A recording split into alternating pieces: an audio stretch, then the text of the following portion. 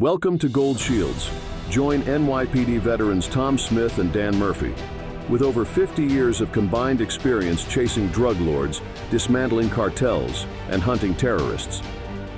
Now they pull back the curtain, sharing raw, unfiltered stories from the front lines and the heroes who stood beside them. No topics off limits. This is real. This is true crime. This is Gold Shields.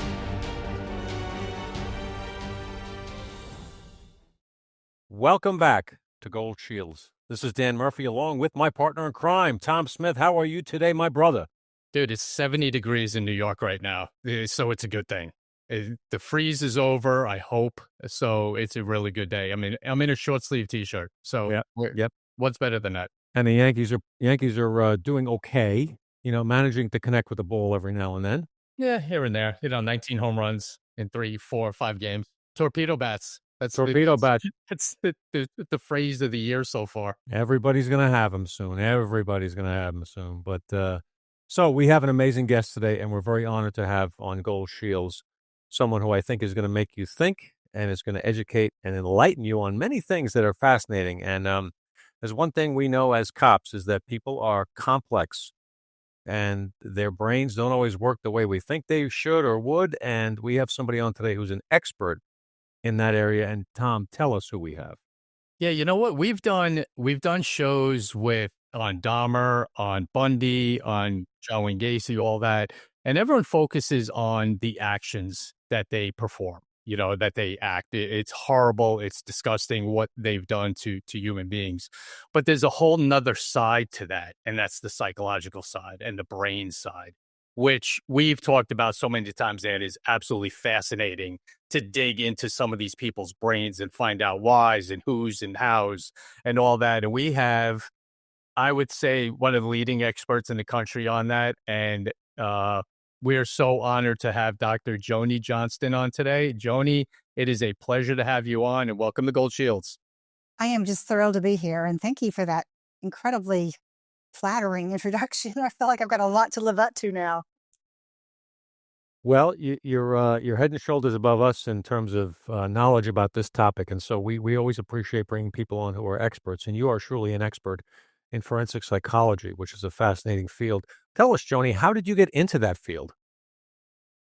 I guess the short answer is honestly, and what I mean by that is my mom was just absolutely a true crime fan, does not begin to describe her. She watched every detective show, every Law and Order show, any mystery she was a fan of. And so I sort of kind of grew up watching those with her. But really there were two things that really steered me down the forensic psychology path. One was I read Helter Skelter when I was 14 on a family vacation. And I absolutely was, I don't even know what the word would be. I was just so puzzled and intrigued and horrified. And I mean, all those things about why would somebody hurt a family or people that they didn't even know, that had never done anything to them. It was just this foreign concept to me. We all know people get mad at each other, and certainly the idea of violence wasn't foreign, but this idea of just going out and murdering people for what seemed so senseless, such a senseless reason, I just couldn't understand that. So I got really, really interested in trying to understand that. And then when I was a senior in high school, Ted Bundy escaped from prison in Colorado and made his way to about 80 miles from my house, and then broke into the Chi Omega house and wreaked havoc, as we all know. And I think being a little bit younger than those women were at the time, but not that much younger, and it really had an impact on me. It was another example of somebody who was just determined to just hurt and murder, obviously, just innocent people that he had no connection with whatsoever. I think those two things really did steer me. I knew I wanted to be a psychologist, I think, even by the time I was 14, but I became a forensic psychologist then. It's wow. What cases to kind of build your career on? And the book, I remember the book. I remember looking at it and reading it a little bit, but I remember my first introduction to kind of serial killers was living in New York with Son of Sam. I remember that. I was, not young, but understanding everything that was going on. But I had 4 older sisters that my parents were worried about with going out, in the city during that time. My dad had just retired. So, we heard a lot about the Son of Sam. So that was my first introduction to the world of serial killers and all that. And, the one question we get all the time, Joni, and you probably do too, why?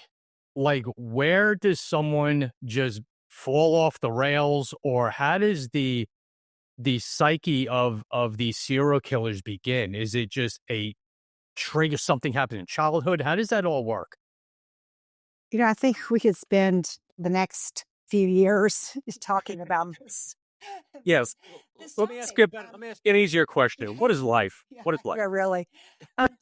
We have some clues. We definitely have some clues for sure. We've been doing a lot of research on this topic, over the past 30 to 40 years, in particular, because of course this is somewhat of a new concept, relatively speaking, from a psychological standpoint. The term wasn't coined until the 1970s, so we haven't been studying it. I'm sure it's gone on, throughout time, but in terms of kind of recognizing this.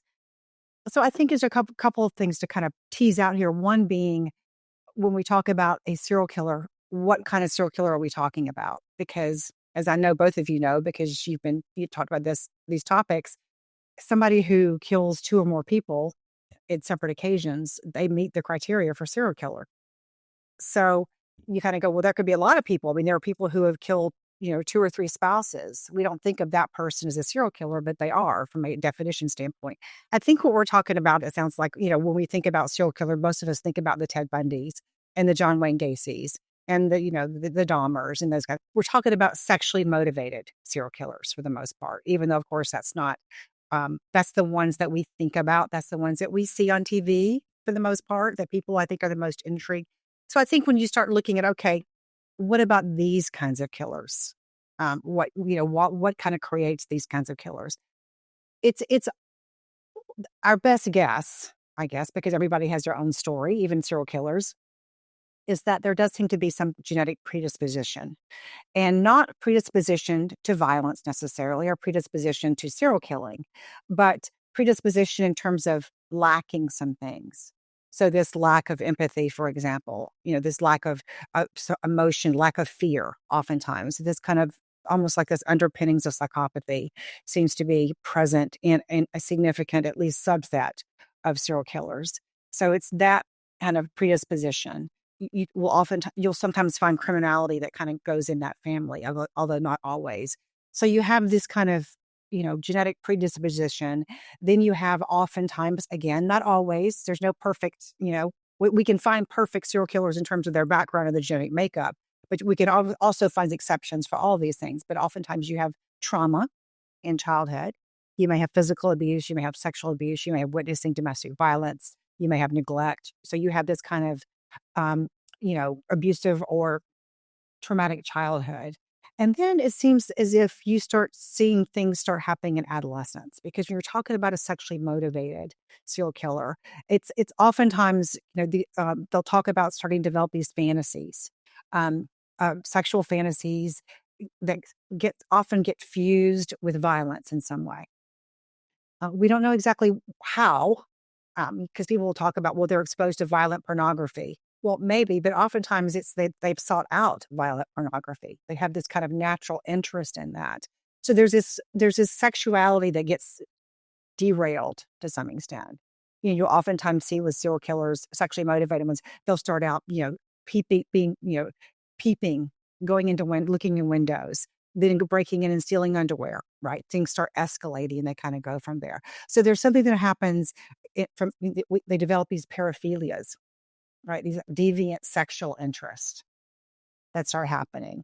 And so it's almost like if you had to kind of categorize, okay, the sexually motivated serial killer is what? It's like a psychopathy plus these sexual deviations. And oftentimes you have, as one of those deviations, you have sadism, right? This need to dominate, to control, to torture in some horrible situations, and to those kinds of things. And that, I think, is the best guess in terms of how that develops. Now, that's probably overly simplified in some respects, because in reality, I think it's like a huge puzzle. And if you took a few pieces out, you might not end up the same way. But you have to have all those pieces together for that person to turn out the way that they do. That's fascinating. And, I've Tom and I both have done our share of reading about these types of cases. And as a lot of the public has, there's a great fascination with it because so many times we see these cases are people that no one would ever expect, right? He was the greatest guy. Like Dennis Rader. I've read a lot about him and BTK, and he talked about his sexual deviance. And he openly admitted during his interviews all sorts of sexual deviance and stuff that was off the norm. But there's also a lot of talk, or there has been a lot of talk, or people have opined about, as a child, harming animals, starting fires, wetting the bed until a late age. How much validity is there to those ideas? That is such a great question, Dan. It really is. And I mean, I will tell you, when I was in graduate school, that was the McDonald Triad, as they called it. And that was the hallmark. If you have these things, then look out, basically. It's not quite so simple, of course. Psychology never is. Darn it. That'd be so nice if it was. So the bedwetting part of it, there seems to be very little research that supports that. Bedwetting over the age of 6, there may be some medical issue there. For some individuals, it's more of a sign of trauma than it's some kind of deviance, right? Or some kind of behavior problem. It's almost like it can be a sign that this child is having some psychological problems or having some kind of trauma. The fire setting of the animal cruelty, I think, there are a little bit more worrisome from a budding serial killer point of view. Although you'll see that about a third of sexually motivated serial killers abuse animals as children. And it's so funny because I will tell you that as somebody who works with violent offenders, every week and interviews them, you really do see the gamut. I mean, I literally have seen very, very violent offenders who would never harm an animal, would be horrified at the thought of harming an animal. As a matter of fact, would be the first person to kill somebody and have no qualms about it, right? Who harmed an animal. So there is a relationship there for sure, particularly certain kinds of abuse. So, for example, we know that there is a connection between bestiality or sexual abuse of animals and sexual abuse of children. So there are some particular kinds of abuse. When you have the kind of abuse where you have a child who's over the age of 10, for example, and who is engaging in active torture of an animal. So it is animal cruelty, but it's, again, specific kinds of animal cruelty are things we really, really worry about. And in the fire setting, again, you have a significant minority, much greater than the population, but not a majority of violent offenders who were interested in fires and set fires. So there is some relationship between at least two of those, but it's not the kind of the trifecta that we used to think 30, 40 years ago. Every time we bring up and have a conversation like this, it's always fascinating. Me and Dan just always shake our head because, we're not, as cops, we have a part in this, but not the way you do. And that's why it's so fascinating. And that's actually what my next question was going to be. You just mentioned interviewing criminals, that you are doing actually presently.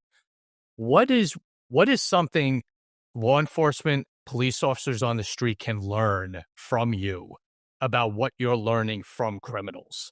Because we're not, we could take a psych class in the police academy and it's kind of checking the box. It's not going to really help us that much on the street. So what are you that can assist law enforcement today?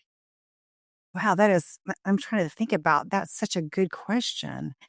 I think it would depend upon who I'm interviewing. So let me tell you a little bit about what I do, and this might make it easier for us to have a conversation about this. I wear a couple of different hats. In interviewing offenders. So one of the things I do, for example, is when you have a mentally disordered offender or mentally ill offender and they're up for parole, one of the questions I'm asked is if this person was convicted of violent offense, are they safe to be released into the community? Or do they need to spend part of their parole in a psychiatric hospital? But there's a law in California that you have to have this kind of evaluation. And it doesn't affect the actual parole date, but it affects where you go on parole. And I think that certainly is one thing that I have seen. I don't know how it is in other states, but about 35% of the inmates in CDCR or have some kind of mental health issue. And I think that there's a couple of reasons for that. I don't think it's because of what we tend to think of it being this huge link between violence and mental illness. I think that is grossly exaggerated if you look at the research. And we oftentimes, immediately when something violent happens, it's like we look to mental illness. And there's some symptoms that are related to violence. So it's not that if you're schizophrenic, for example, you're going to be violent.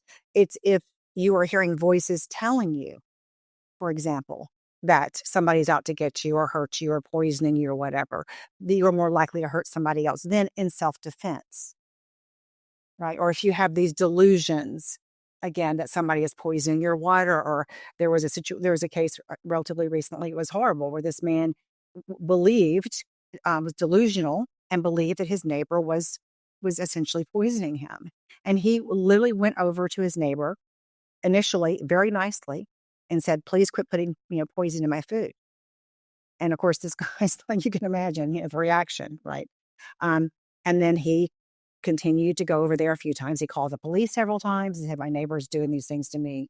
He's essentially behaving in a very rational way, right? Based on his belief system. He's going up the chain of command. He starts by going directly to the person. He talks to his family. Then he talks to the police. The police come out initially. And, by the third time, they're like, buddy, don't call us anymore. It was very clear. So he ends up killing his neighbor. After months of, he was putting up all this other odd stuff, cellophane stuff on his house, thinking that might keep this guy from coming. Just, again, it looks crazy. It is crazy, but it's also, if you think, if I believe this, if you believe this, it might be things you would do. You're trying to protect yourself. So I think, the understanding the symptoms, I think, from a police officer perspective, I think is really important to know that it's not the diagnosis that we have to be concerned about. Most people who have mental illness are not violent. They don't want to be violent. They're more likely to be victims of violence. But when you have these specific symptoms, you got to pay attention to them because you are, you could be in danger. So that's one hat that I wear, for example, that I think is important to understand from a mental health standpoint. Fascinating. One of the many things I think is interesting about serial killers, and there's myths out there, and then there's people who don't hold, true to a pattern that people believe, is the concept of when a serial killer kills, they will do it in the same exact way every time. This is their MO, and that's how they do it. Yet we have seen cases of serial killers who have broken their own patterns intentionally to throw the police off, or just because at that moment, some reason who can understand, right? But how much of that have you seen? Is that a pitfall to fall into when looking at crimes to see whether or not they fall under a pattern for one individual doing it? I think it really is. And again, we're all learning as we go. I mean, this is such a new area to some extent. And there used to absolutely be this belief, I don't know about law enforcement, you're saying this, but certainly among forensic psychologists as well, that, that's how you identify whether they're a serial killer or not. If this person's been strangled, they strangled another person, What the most recent research suggests is that, no, it isn't necessarily that way at all, that the MO can change. How that person kills somebody can change over time as a serial killer. How they dispose of the body can change over time, depending upon the circumstances. For example, this person's interrupted, or they're in a park and they strangle somebody. There's nobody else there, or they put their hand over their mouth because they're in a park. The next time the person doesn't have something over their mouth. They're in a place where they don't need to worry about the person screaming. So there's some practical considerations that go on. What does tend to stay the same, though, is what the kind of the signature part of it, the psychological needs that person has. So if you have a serial killer who takes trophies, for example, that person is likely to continue to take trophies. If this person feels a need to bind somebody or have that kind of control over them, they may not bind them the same way every time, but they'll find some way to confine that person in some way. So if you start looking at the psychological dimensions, what they're doing, how they're confining that person, how they're, hurting this person if they're torturing or those kinds, you tend to see those kinds of things, that are consistent from crime to crime, more so than the actual what they do to that person. I know that in the Long Island serial killer, there's this whole question about dismemberment versus not dismemberment. You know, you can have serial killers who may dismember one person and not dismember another person, but you are going to see things that are similar across patterns. And it's, again, tends to be those things that psychologically satisfy them. There are things they don't need to do to commit the crime, but there are things they need to do to feel powerful or sexually satisfied. Yeah, Dan, that's a great question. The first thing I thought of when you asked the question was the episode we did on the Night Stalker with Gil Correa. And he had mentioned the most frustrating part of finding Richard Ramirez was there was no pattern. There was nothing that they could, okay, it's going in this direction. Let's kind of key on this. And that's what made it so difficult for them. And he said it numerous times during our interview with him, that was the frustrating part. And they would get, they think they'd have something, then just go, oh my God, now it's not that, it's the next one. So it's fascinating how their thought pattern works with, like you said, little things will be the same, but some other things can, be different. And that goes into your field of putting all that puzzle together. And that's why it's so important to have people like you working with police departments when it comes to cases like this. The one question I had, actually someone asked me to ask you, I had mentioned that you were going to be on, and they said, out of all the experience you have, is there one either person you've interviewed or a historical case that still gives you the chills? When it comes to the safety of law enforcement, first responders, and military personnel, every moment counts, especially in the dark. Streamlight provides the reliable, high-performance lighting solutions that these heroes trust in the most dangerous situations, whether it's a car stop, navigating dark alleyways, or exploring abandoned buildings. With Streamlight by their side, our heroes can tackle challenges with confidence, knowing they have the power of advanced lighting technology to guide them. From the first responders on the front lines to the law enforcement officers ensuring our safety, Streamlight is there to make every mission a little easier and much safer. Join us in supporting those who protect us. Visit Streamlight.com to discover how you can be part of the team keeping our heroes safe. Because when they shine, we all shine. Patriot is a premium whiskey hard seltzer. We've carefully crafted 4 flavors that not only taste exceptional, but can be enjoyed on any occasion, anytime. We're committed to giving back 5% of all profits to the core groups we call the backbone of America. We are proud to help those who serve our great country. This is America's Seltzer, the brand that stands for quality, community, and the American spirit. The first thing that came to mind for me is, I worked in a maximum security prison for a couple of years. And when you're in the prison, now I work with offenders, but when I go into the prison, I'm kind of more in the visitor area. So I don't really get to see what goes on. And I absolutely loved working inside of a maximum security prison, because you really do then see the politics and you see all the different things that happen. And I have to say, there was one guy who I ended up having some interviewing him for a couple different reasons as a mental health professional in there.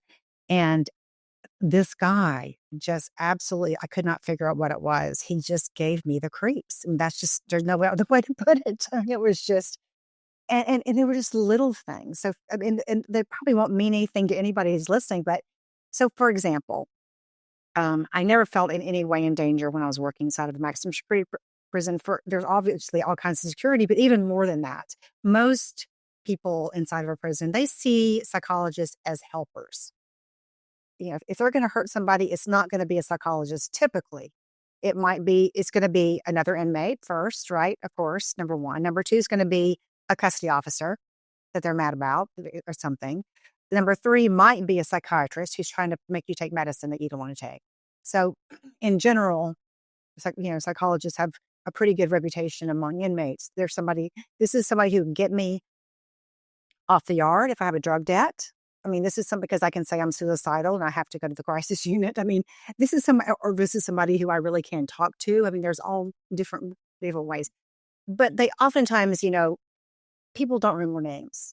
I mean, I saw some of these guys over and over again. They never remember my name. Doctor, hey doc, whatever. But no, this guy remembered everybody's name. And there was something about that, and he would, oh, hi, Dr. Johnston, how are you? And he was just so smooth and so charming and this kind of thing. And he just was really, really creepy to me. And I ended up finding out, I don't want to too much, share too much about his history, but let's just say that it was my intuition was correct. He had just had one of the most premeditated, calculated, sadistic crimes that I've ever read about. And he was so superficially charming.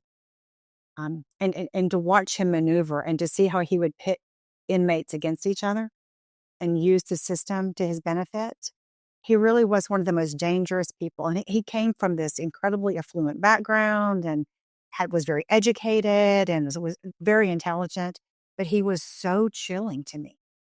And it was just, I didn't find out for a long time because in prison, when you're working in a prison, you're not really concerned about what they did before they came in there. So it took me, I didn't even know what he had done for a long time.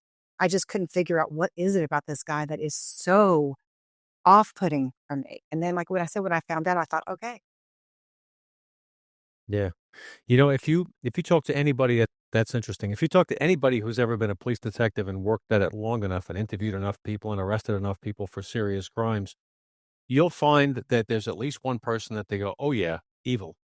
As opposed to simply being a bad guy or a career criminal or a gang member or a drug dealer who's just making a living and maybe has a callous indifference to humanity, you're talking evil. And I've sat in the presence of a couple and you just leave the room and go, wow. It comes out they radiate it. It comes out of their pores.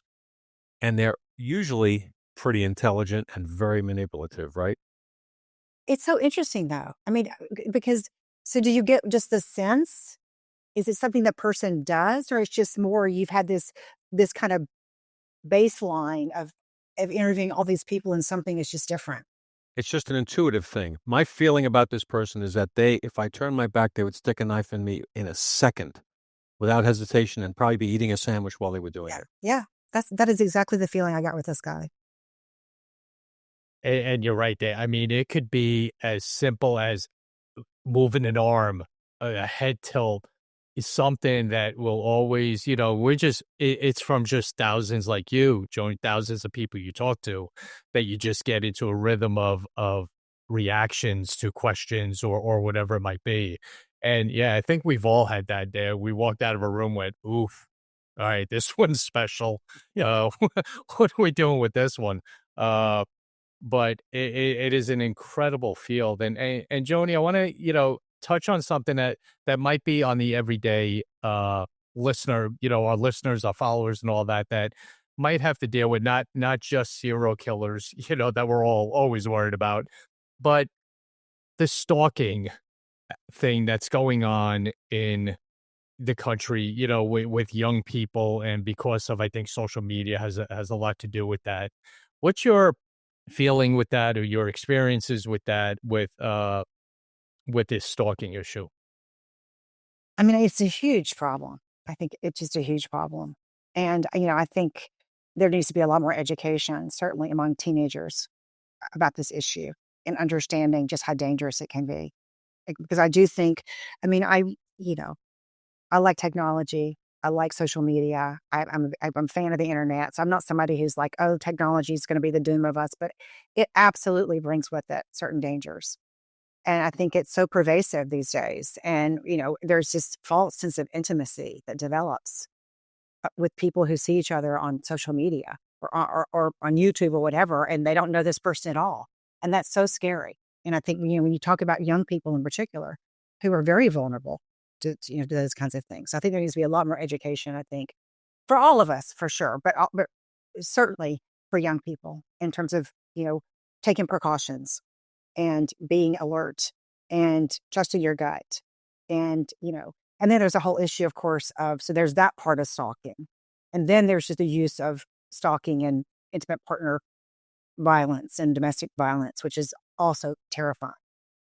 Because we see all these different avenues now, right, of using social media to track people and putting air tags in people's things and all kinds of stuff. So it's a huge problem. It really is. So stalking goes hand in hand, or it's not always including this, but it goes hand in hand with obsession. I had done my 20-year career and was in my corporate roles, and I had the most interesting, bizarre interview I'd ever conducted. And that's saying a lot, I think. And it was of an individual who was obsessed with a coworker and was stalking her, but was not overt about it, wasn't asking her out. They worked in the same group. It was so bizarre. The interview was so weird that I left it thinking, I don't even know what I'm dealing with. This person is just not capable of getting close and having a real relationship, but wants to hover around the perimeter of this person. It was a covetous. It was very strange. I'm sure you've seen things like that. Obsession's an odd thing, isn't it? It really is. It's like an addiction. I think it truly is an addiction for that person. And I've seen it at all different levels. I mean, I actually, before I went into forensic psychology, I had a client at one point too. It was a situation where this guy had a girlfriend and they had kind of gotten together separate from that. And it was unbelievable. I mean, it was the just obsession, as you were talking about, with this relationship and the fact that she couldn't have this person. It was just literally like a record that kept playing over and over again. And I kept trying to intervene in this record to stop it or change the track or whatever. And it was just so difficult. And it was like she couldn't control it either. I mean, it was just this constant kind of thing. And it took time, and a lot of work. And she was able to kind of get past that. And this was not a dangerous situation. It was just it was just completely controlling her life. And it meant all kinds of things to her.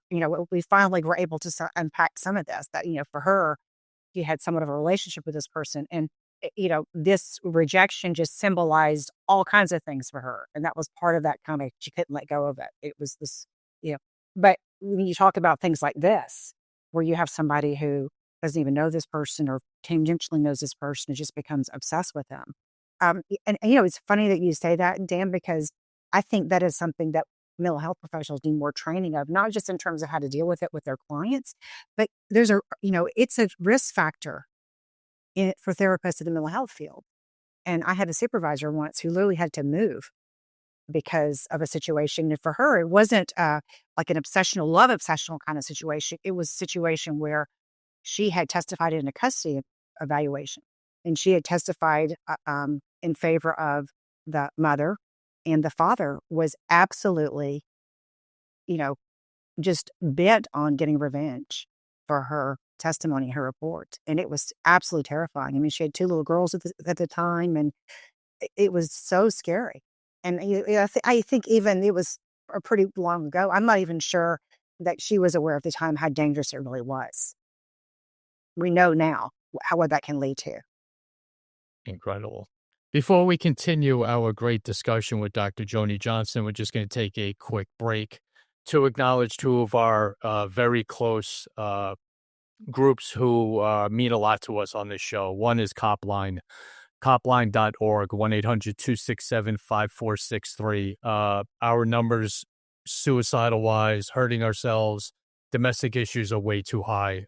Please, if anyone's out there needs to talk to someone in the law enforcement field, please reach out to Copline, 1-800-267-5463. It is a very important part of this show and the law enforcement community. Please reach out. There's retired officers on the other end of the phone who've been through it, who know what you're going through, who know how to talk you through a day or a situation. 1-800-267-5463. And another special group who is kind of new to the show is Wounded Warrior Project. What they do to our wounded heroes and supporting them and getting them back in the workforce or the support that they need is unmatched by anyone out there. So please visit them at support.woundedwarriorproject.org. Contribute what you can, donate what you can, because it all goes to our heroes. Without our heroes, we're in a lot of trouble in this world. All right, so please support them. They go out there all voluntarily, go overseas, fight in wars, fight in battles. and sometimes get hurt. And Wounded Warrior Project is there for them. So please support.woundedwarriorproject.org. Yep. And forego a special cup of coffee at your favorite place that fills it with sugar and get yourself in line with the Wounded Warrior Project. Give them a few bucks a month, help out. Now, let's get back to Dr. Joni Johnston, who so far has been fascinating. Let's talk a little bit more about serial killers. We kind of drifted away for a second, but I think that's your book about serial killers. I can't wait to read it. I'll admit I haven't read it yet. I'm kind of waiting for a signed copy. That we kind of do that, but when we come, a couple of things that I find interesting. Anybody that's ever been a detective will tell you that we have what's called a dump job. Is a human being is dumped out of a car or laid on the side of a highway, and a lot of times those cases never get solved because the person is a drifter or a prostitute or in that underbelly of society where they don't have a strong family tie or community ties. In those cases, the public would probably be very shocked to know how many people get away with murder and how many of these cases might be linked. So what are your thoughts on how many at any given time, I've heard people theorize, how many serial killers at any given time could be operating, let's say, within the United States? I mean, as you just pointed out, Dan, the estimates are mind-boggling in terms of, I mean, I hear colleagues talk about 300 a year, 200 a year, all the way to 5,000 a year. We have no idea. We don't know. We know that there's been more of an attempt, I think, over the past 10 years. I don't know if you've had the Accountability Project, Murder Project on your show or not, but there is actually a former journalist. He's fascinating because what he does is he looks for these clusters of unsolved murders, especially that involve strangulation, which is a very common way of murder for sexually motivated serial killers. Look for common demographics, and he tries to cluster them, and he will actually try to see if he thinks there may be a serial killer that's operating. And he will go to the police department and just say, this is what my data is showing. And so, we don't know, right? I mean, and so we can look and see. I mean, the best thing, of course, that's happened is the DNA, right? And now that we have genetic genealogy or forensic investigative genetic genealogy, hopefully that's going to help police officers out tremendously and linking cases and identifying people that we don't know who they are and those kinds of things. But we don't know how many serial killers there are out there. Again, and it depends on how you define it. If you talk about, we do know, of course, that most people who murder only murder once. So if you murder two people, then you're in a kind of a rare category already. But when you step back and you think about all the different motives people have for murder, and if we're just defining it the way it's defined, 2 or more victims, then there are a lot more than we think that there are. Because we know that there are people who successfully kill one person and go on to murder another person. The question then becomes, who are they murdering? Are we talking about serial killers who are murdering strangers? Or are we talking about serial spouse killers, or talking about, it depends on how we define it as well, I think.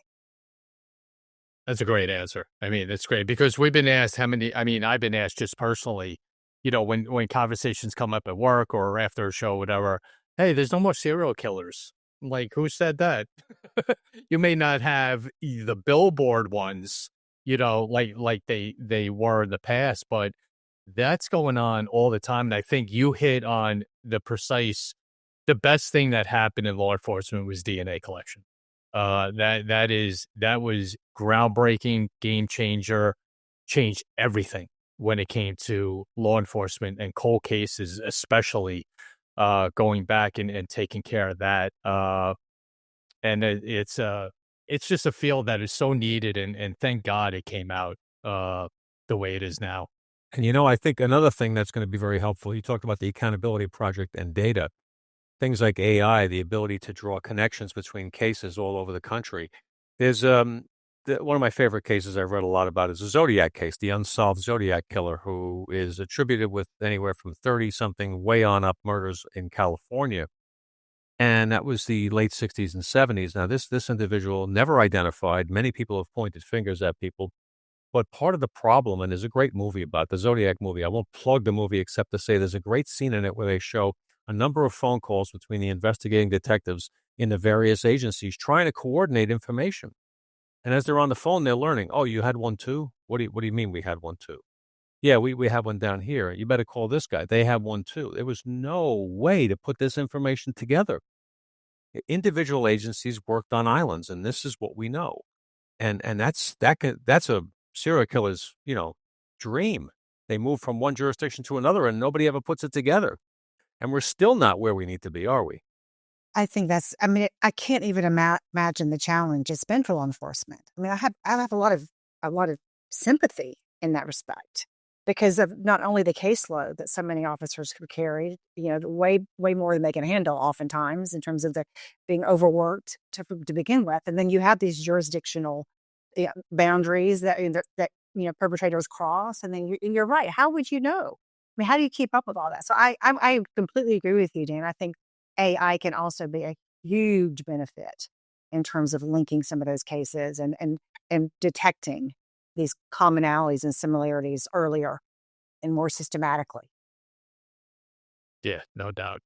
Technology is our friend. We got to use it, and police departments have to use it and embrace it. Everyone likes the gutting it out and running around and doing all that, but you have to embrace what's out there now between AI, DNA, and all that is only a plus to quell, stop, cut off these horrible crimes that are going on in a pattern type way. Joni, I want to ask you about your YouTube show, Unmasking the Murderer. It's fascinating. So tell us a little bit about that. Let everyone know about it and what's going on it. Well, thank you. I started it a few years ago. One of my favorite things to do is talking about forensic psychology and crime and victims' rights and, all kinds of topics that people that are not my profession, I guess, like to hear about and to try to make sense of it. Because I think there's a lot of things we can learn. And I do have to say that I know that with this kind of true crime bonanza that's been going on for the past 10 years, it seems like it just kind of keeps going on, that there's been a lot of criticism and a lot of backlash about true crime. And on the one hand, I understand that because I think that, anything can be misused, right? Anything can be exploited. There's no question about that. I would say at the same time that I think just this increased awareness has been such a positive overall. Because I think that people are so much more engaged in learning this information and being more involved in providing information if they haven't. I mean, how many cases have we seen recently where literally a citizen detective or a citizen who's on vacation pulls out a video? So I think that I love that about the fact that the community. I think that the awareness and the activism that we've seen, I think it has outweighed by far the negatives. And that really was another impetus for me in terms of starting this channel. And so I don't do it as regularly as I should do it or would like to do it. That's one of my goals. But I do like to, the way I like to think of it is using a case as a starting point, like a launch pad, to then talk about some psychology topic. That's kind of my goal for that. And I tend to get more involved in other media projects and neglect my own work. But I guess I feel like it's always there. But I really do enjoy. And I have to say, I know that there are trolls and, people who say negative things, but I have had just the most amazing support from the people who've come and watched the YouTube channel and just been so kind and so supportive. And I have so appreciated that and just made such amazing, comments. I mean, people are smart true crime educates you, doesn't it? In so many different ways. And people who come in to watch the channel, they're sophisticated. They know about psychology. They know about crime and safety and those kinds of things. And I'm always thrilled to see that because that's a goal, I think, for all of us is to make people safer, make people healthier, solve crimes, help victims. And so we all have the same goal. So it's nice to have a community in that way. It's great that you said that because it's so true. Tom and I have been to Crime Con now, and it's funny standing in a booth at Crime Con and people see the big gold detective shields up and they come over and we've had all kinds of comments. Some of them are just very appreciative of what we're doing, but some of them are like, hey, can you help me with this matter that my family had? My cousin went missing 30 years ago and the police stopped looking. And what do you see? And people are genuinely out there trying to solve their own little personal problems sometimes because, there's only so long an agency can keep you on their radar. And the second piece of it is people will come up and you can tell that they genuinely want to help others. So if you're a police detective or a police officer and some member of the public comes up to you with an idea on a case, listen to them. Always take input from other people. And Tom and I have talked about this before. The team effort in a case is what makes it work.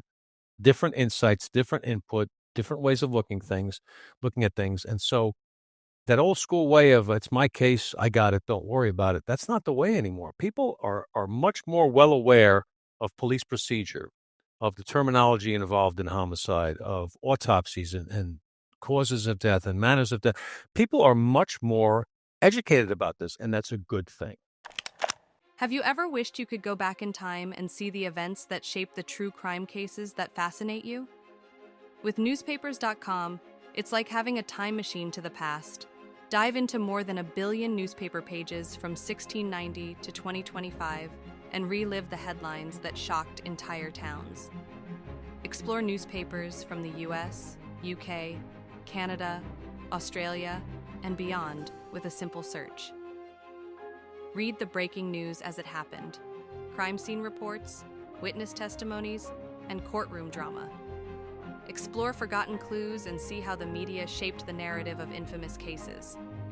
But it's not just the major stories.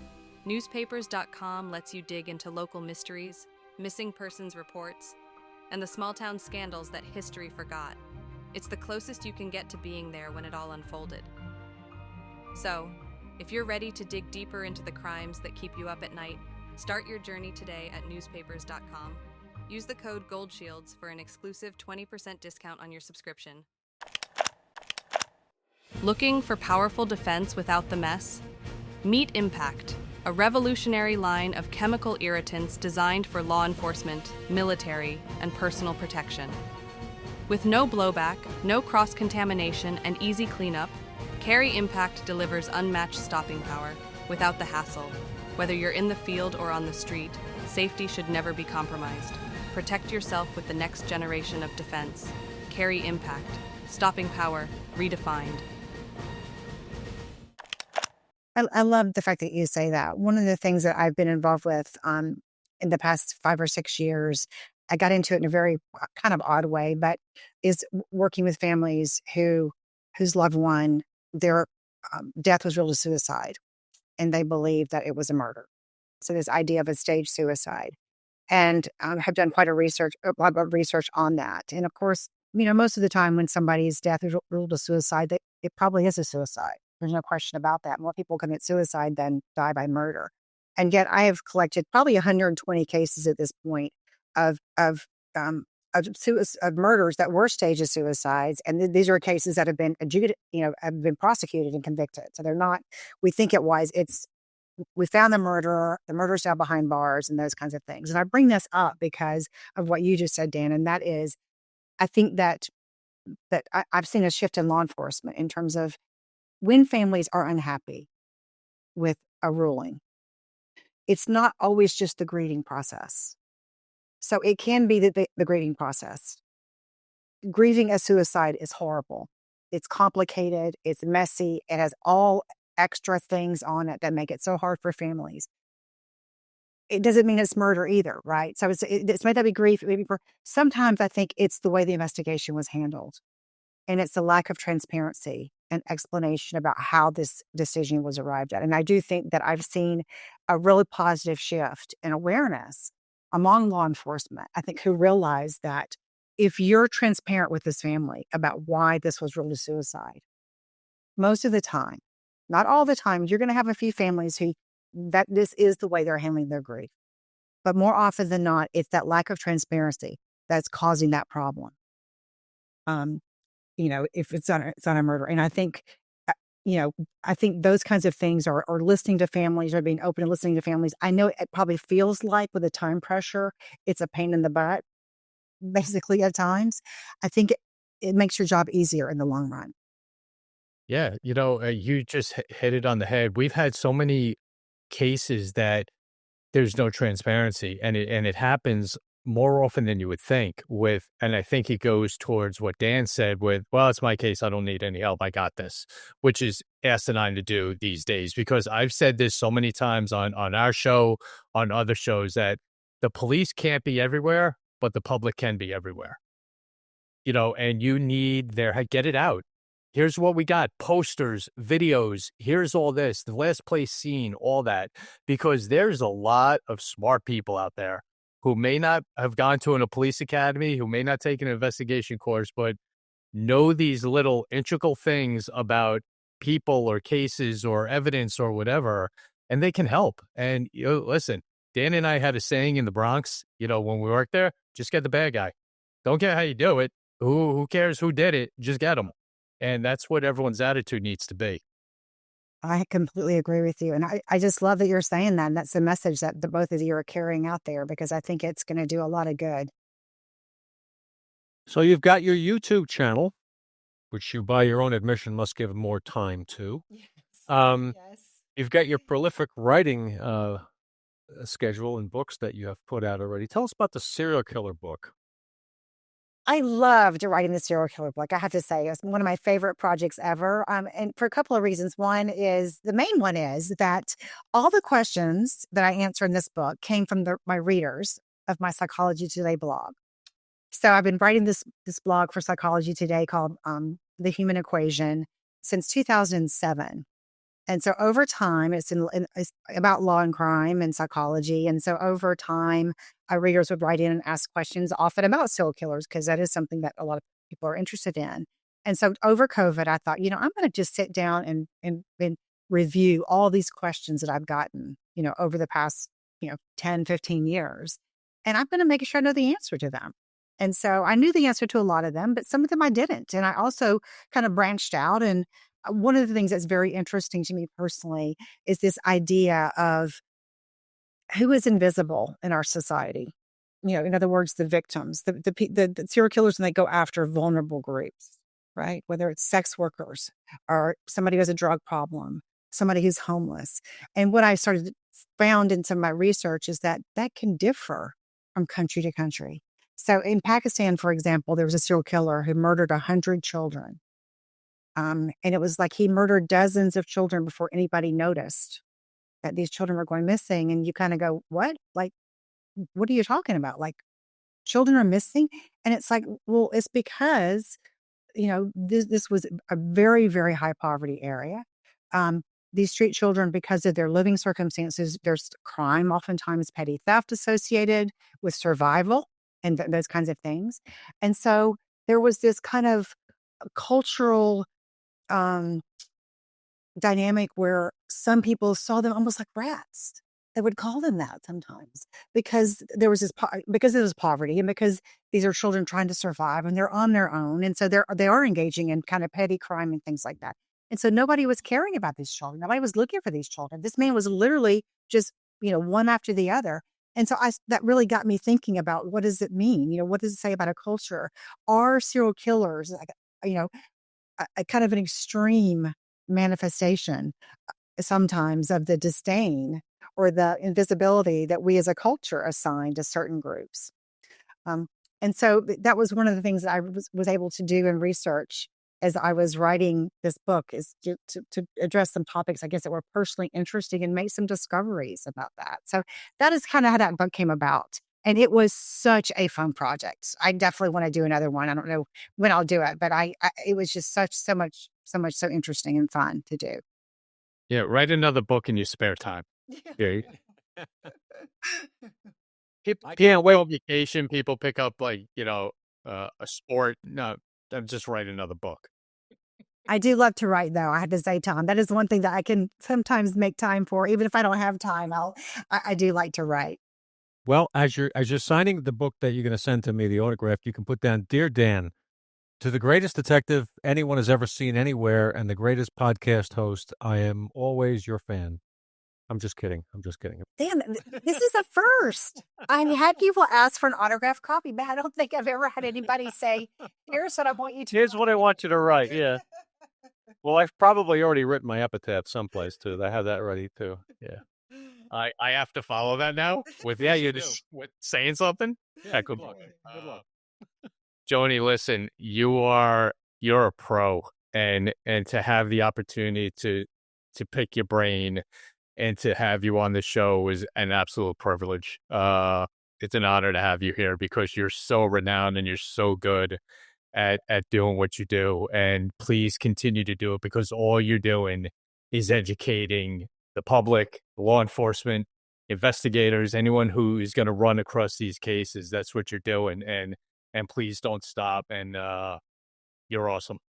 Well, thank you. And it was such an honor to be on the show. And I have to say the feeling is mutual because I think both of you are just really stellar role models for what, the best in law enforcement. And I really value and appreciate that. Thank you. Thank you very much. That means more than you know. We really appreciate it. Look forward to hearing more from you in the future. That's for sure. Another great show, Tom. And let's take it away as you always do for us, Tom. Yep. First, drjonijohnston.com is your website where everything is. Everything Joni Johnston. And I'm going to get in trouble if I don't mention this. Anyone who's tuning into YouTube, we did not just interview Ashley Judd. All right. So anyone who is thinking that Ashley Judd was just on Gold Shields, we had a better guest than Ashley Judd. Absolutely not. So just, I had to say that because we messed around the last time we talked. Prettier too, for sure. Wow. That's absolutely. This part of the show is always important to us. Please pray for our law enforcement officers out there, their families, them, our military vets. They do a thankless job and don't get a lot of credit for what they do and what they have to go through both physically and mentally. So please, when you see them on the street, say hello, say thank you, pat them on the back, buy them lunch if they're online in front behind you. Just take care of them because they're out there taking care of you, leaving their families home to take care of our families. So please keep them in your prayers, and their families go through the same thing. So please keep them in your prayers as well. For my partner, Dan Murphy, for an incredible guest, Dr. Joni Johnston.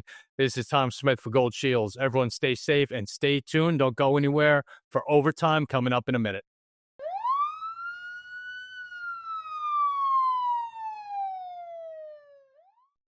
Here we are, Gold Shields Overtime. What cop doesn't love overtime?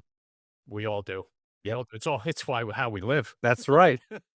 Paid a lot of bills. Yeah. You know what, Dan? And I wanted to say that. I want to say it on Overtime.